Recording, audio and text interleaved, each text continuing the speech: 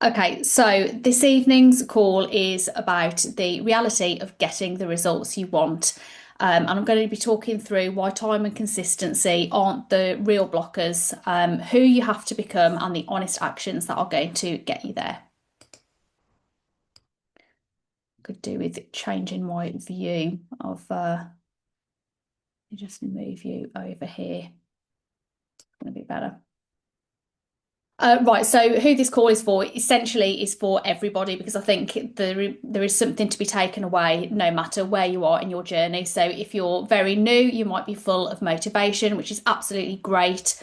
But this will be great to make sure that you can watch out for the traps that I'm about to name. It might be that you're already super consistent and seeing results, which is also wonderful. But again, it's very important to watch that we don't quietly start to take our foot off the gas, or yeah, essentially sort of taking our eye off the ball. Or alternatively, it might be that you're struggling with consistency or motivation, in which case, do listen carefully because there should be some tips in here on how you can get into the right mindset. And everything that I say is genuinely because I really care about everybody getting the results that they came for. So there are I think three phrases in this presentation tonight that I really, really love, and I think I sort of refer to quite a lot. So you may have heard me talk about some of these before. The first one is that success leaves clues. So when we look around us, whether it is within this program, whether it's outside the program, whether it's anything to do with health and fitness, or it might be to do with people that you see at work or people in business or really successful people, that they always will leave clues as to how they've got their success. And so therefore we should feel really inspired when we see other people doing well and learn from them and let it fuel us and take it as evidence and proof that that it works essentially and that we can get there too. And it really is not about luck. It really is all in the daily actions. And when we think about this program, the women who get the best results are the ones that put in effort consistently. And the ones that tend to progress more slowly are generally not doing all of the things consistently. So it's not about luck or genes. It really is as simple as taking care of the daily actions and repeating that. So, as I said on the previous slide, success leaves clues, and therefore, so does staying stuck. The two things that I generally hear most, and this isn't necessarily with people in the programme, it's the sort of people that I talk to about the programme, but generally the barriers seem to be that I don't have time or I just can't stay consistent or, similarly struggle with motivation. The thing is, on time, the harsh reality is people do have time. It's just that it's being spent elsewhere currently. And on consistency, it's not about having a lack of willpower. It's generally that the actions aren't yet important enough to you. But both of these things do come back to the same root.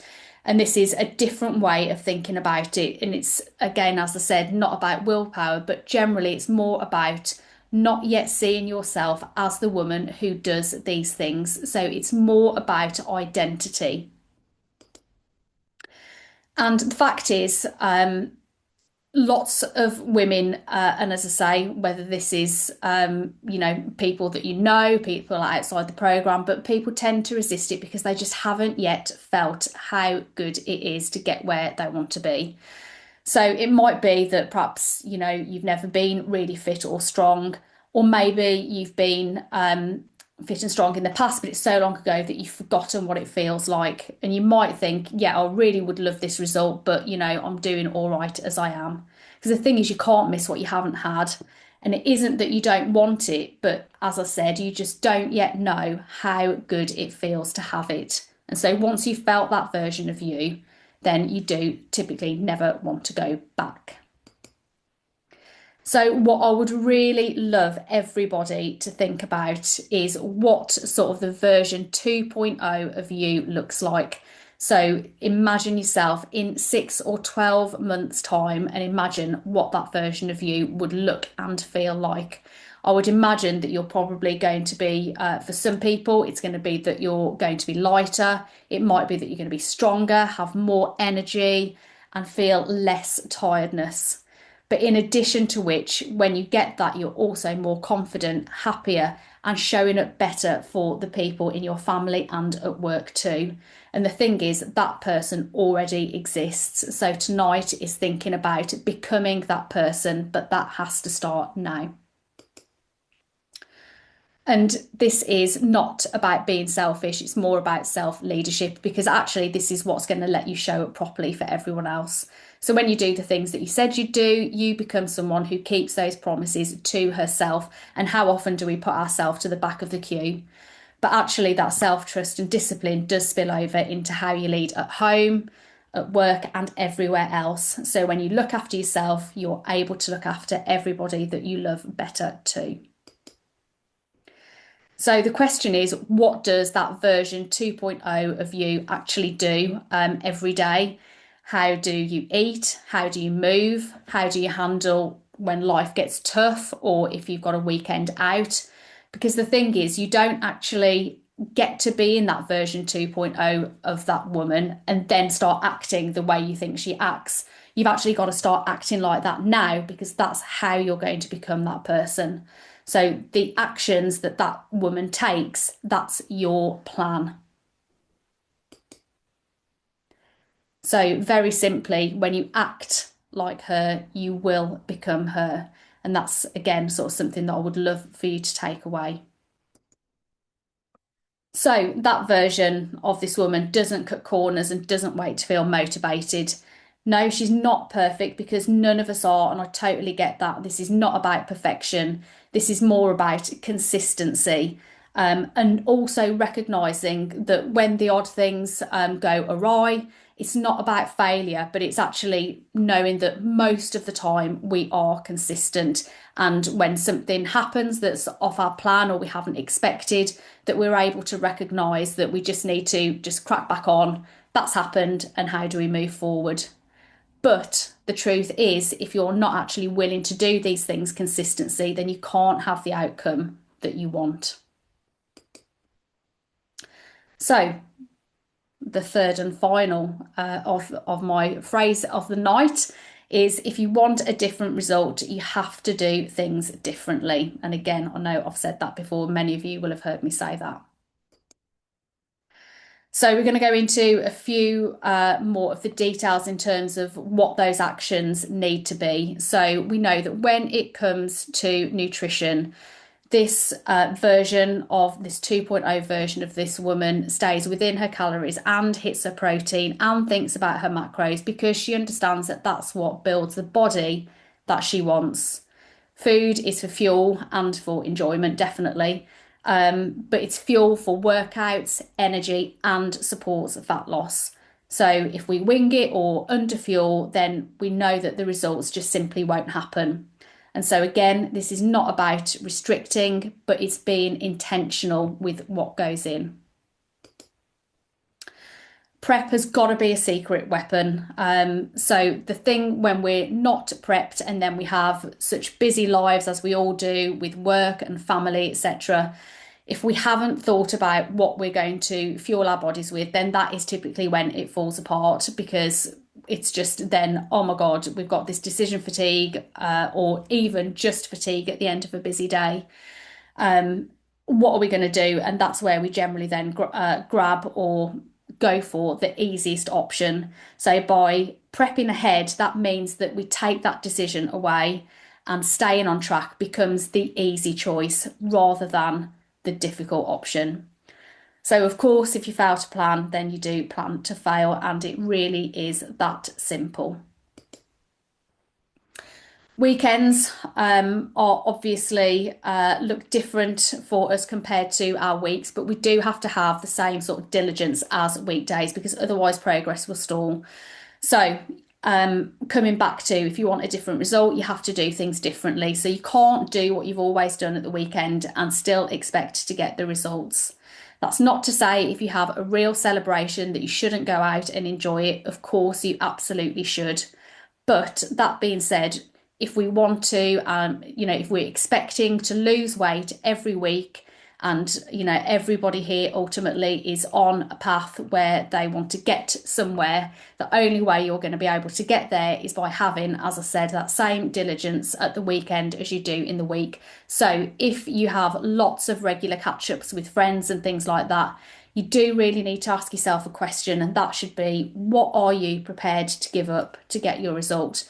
But equally, what aren't you prepared to give up?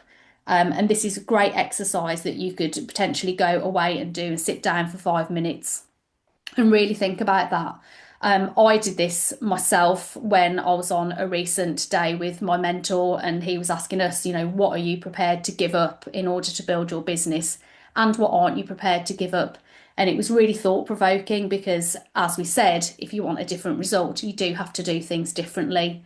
So, thinking about going out at the weekend as an example, maybe it's really important to you that you enjoy to have a couple of glasses of wine. If that's the case, you might think, well, okay, I'm not prepared to give that up, but what are you going to give up instead? So you might then be making a much more sensible choice with the food that you're having, or vice versa.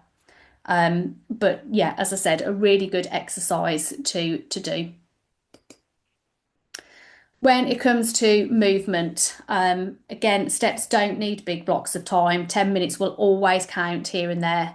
If you don't have any childcare, walking pads are such a cost-effective way that you can now not even need to leave the house. And if anybody wants a link for that, then do let me know for the one that I've got. It's currently on offer. If you need additional motivation to get that pad out or to go out for a walk, maybe you could habit stack it. So if you're in the house doing steps, maybe you could watch the show that nobody else wants. If you're anything like me, there are definitely shows that I want to watch that my other half has got no interest in. Maybe you need to get up half an hour earlier. Again, that comes back to that question, what are you prepared to trade in order to get the result? Maybe if you're going out on a walk, it could be an audio book that you listen to. But if you can add something in to make it a habit stacked event, then that will set you up for success much better. But also don't be afraid to ask for support. Generally speaking, I know most of us, myself included, feel that we're sort of the directors of our family, I always think. But generally speaking, I think partners and family, are only too happy to help if only asked. It really is often just a case of actually taking the time and asking for some support. And ultimately, it's going to help you show up better too. If you're doing really well, obviously this is now the time when we're coming into autumn, because we've all probably had our summer holidays for the most part, and so we haven't got those summer clothes to think about anymore. But again, this is a journey to creating that lifestyle and that long-term identity where we're people that move our bodies, we train for strength and to protect our long-term aging, and we eat nutritious food. So therefore, we can't afford to take our foot off the gas as we head into autumn, particularly if we want to keep seeing those results and go into the start of next year feeling in a much better place than we did at the start of this year. So the reality is weeks off won't pause your progress. They will actually reverse it, as I've just said, because this is about a lifestyle. So we want to make sure that we're continuing to embed rather than erode those habits. And when we keep going, that is what stops this being a diet and actually becomes your lifestyle, your habit, and your identity. Of course, as I said, slip-ups are normal, but the skill is spotting them early and stopping that wobble becoming a full spiral. It's also, zoom in and get real. And when I said about success leaves clues, the risk when we see other people being successful around us is that we start comparing ourselves to those that are further ahead. But when you do that, as I said, really we should be seeing this as evidence that this works. And if you're struggling with that at the moment, then the difference, I can promise you, will always be consistency. So we need to stop focusing on what the long-term goal is because that's what makes things feel insurmountable if we feel that we're a long way away, and instead zoom in on where we want to be at the end of this week or this month and really think about that, set honest goals so that we can celebrate those smaller milestones along the way.